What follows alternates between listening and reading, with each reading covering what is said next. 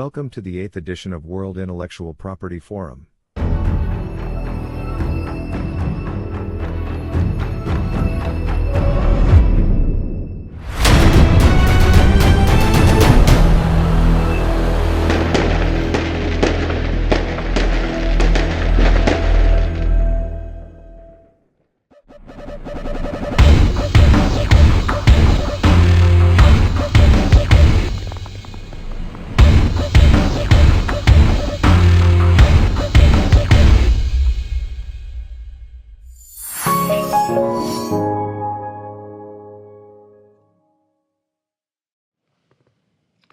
Hello, my name is David Campbell and I am a Customer Success Engineer at IP.com. I am honored to be a guest here at World IP Forum. Today I'm going to take you through a demonstration of a unique patent analytical solution. Simply taking a technical definition from a recent article to search a large patent publication dataset. With the initial search, use visuals to apply and refine my results, and last show a method to navigate easily to quickly gain insights.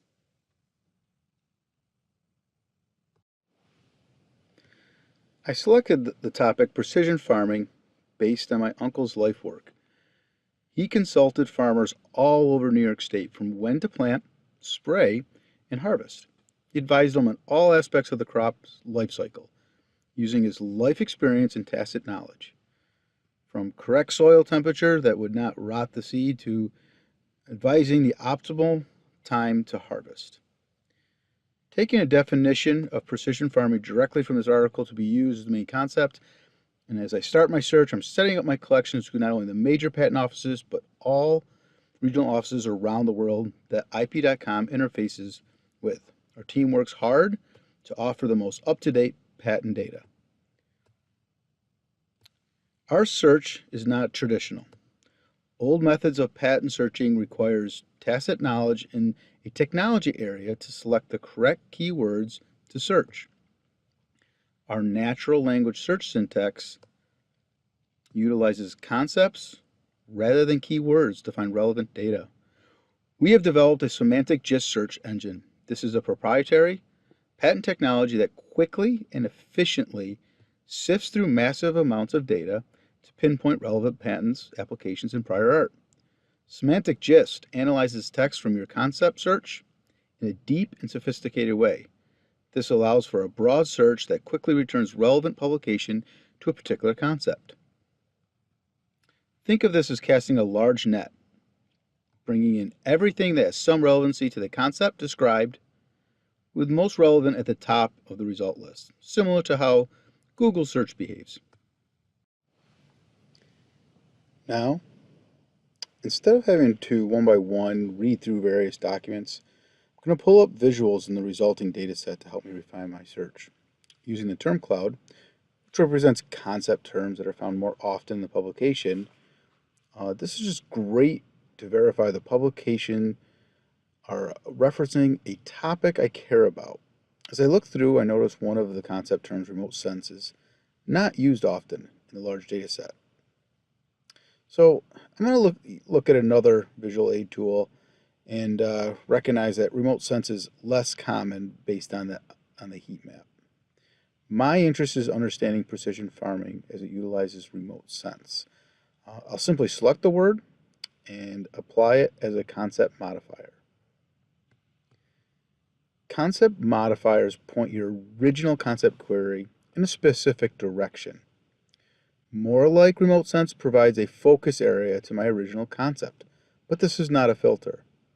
Results may increase or decrease, but the relevancy will change to reflect that modification.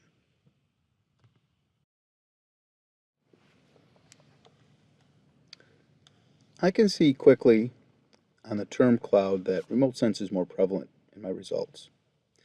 Other visual aids guide me, such as recent publication dates. The majority of the publications occurring recently, or is this gradual? I learned from the data set that this is over the last 10 years. So I want to focus on just those last 10 years. I'm going to use some of the selections here to apply this to a Boolean filter. And as I do this, I'm going to make it so it's all 2010. Also on this graph, I can understand the relevancy as well.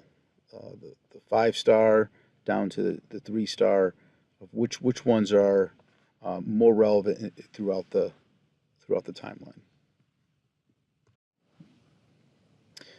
So now I've combined concept semantic search with a concept modifier, a Boolean filter, and the last thing I want to do is look at the relevancy.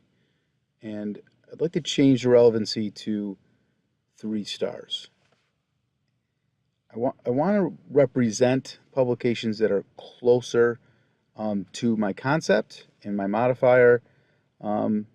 Really don't want to have a focus on things that are somewhat close to my concept. So I want to refine my set a little bit more and use a relevancy score of 3 and set this as a cutoff.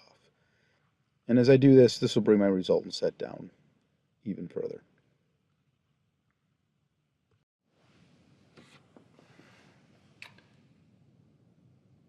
Now that I've used my relevancy cutoff down to 3 stars, I'm also going to make sure that I do not have duplicates based on simple family. So verify that I don't have applications in here that are really almost identical based on their family.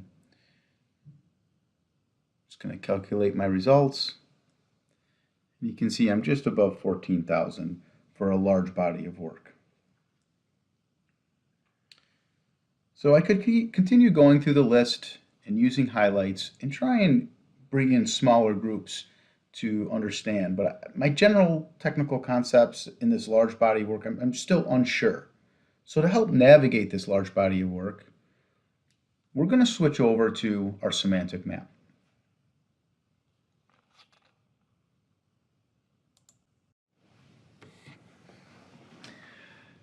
Now I do have to adjust my visuals. We default basically based on the browser settings, we default to 1500, but I do need to increase this to a larger set to include everything for my data set.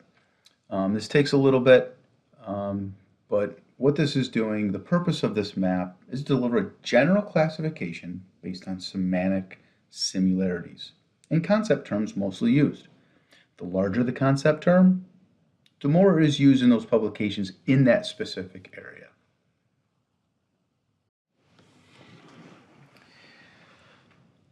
This map is just a representation of the data sets. So you see many honeycombs, these little hexagons that are darker or lighter. The darker means that there's more documents that are representative in that particular area. The results tab shows all the values in a selected highlighted area or targeted area. I'm going to select on one of the honeycombs to show you the different documents, the 14 documents that represent that honeycomb. And you can see similar words and concept terms are in these documents. And while they are not saying they're identical, they're very similar in nature on what they talk about and the terms they talk about, such as remote sense and unmanned vehicles.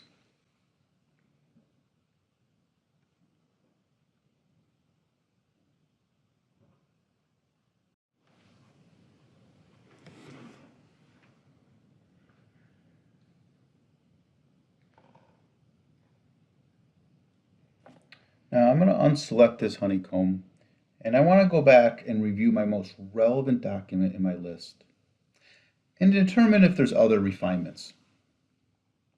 I use the keyword highlighting that is generated from the query results, and I scan through the abstracts and look to understand what keywords that I feel are important to this technology area that best represents this technology area. So I look at keywords like soil, farm, crops. I feel like those need to be included. So I'm going to go and use my Boolean filter, any text, and I would like one of those words, at least one of those words, to be involved in the description, in the publication in some way. to feel like I'm representing smart farming in the technology area that I'd like to study. So I'm going to apply this filter.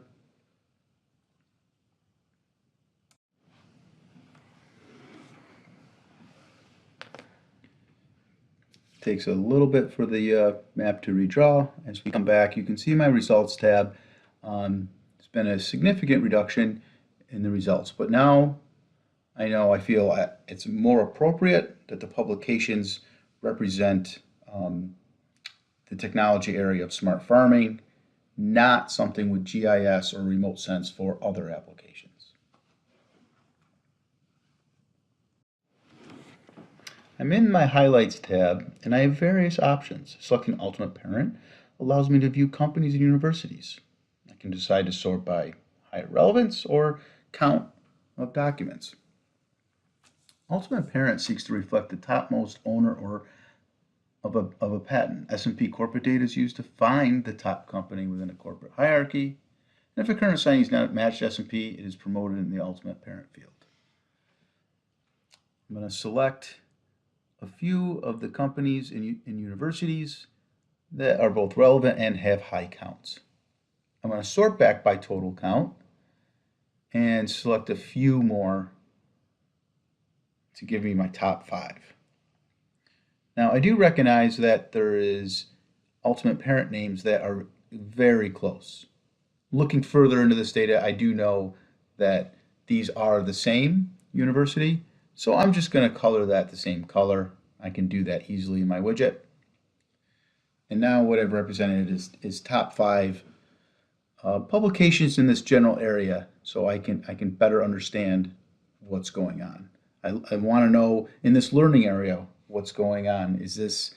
What does this have to do with learning, and what are the more of the words around it? So I'm going to unhighlight, and I'm going to use my lasso to look at just this specific area in the publications. Now it's going to change the main concepts that come up, and sure enough, I see classification, I see training and learning, and so in this I understand convolution, which is the inputs and outputs, and impulse response. So I know that this likely has to do with machine learning and such. So as I look at this resultant set, which is only representing what's lassoed right now, I can dig a little deeper and see, yep, for sure, this is something around deep learning. So this is an AI approach likely for this technique in smart farming.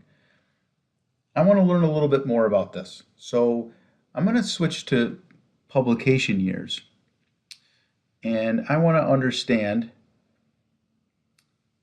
how throughout the years there's been growing publications in this overall field.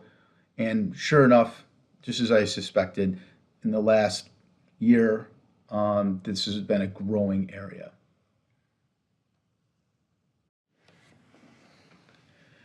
But what this also allows me to do is I can look at the past 10 years, back in 2010, 2011, and in contrast, what does it look over the last 2 years? So I can see different areas where maybe there's something new in a particular area that there's not much blue, and I can look to understand that's an area that I'd like to explore some more.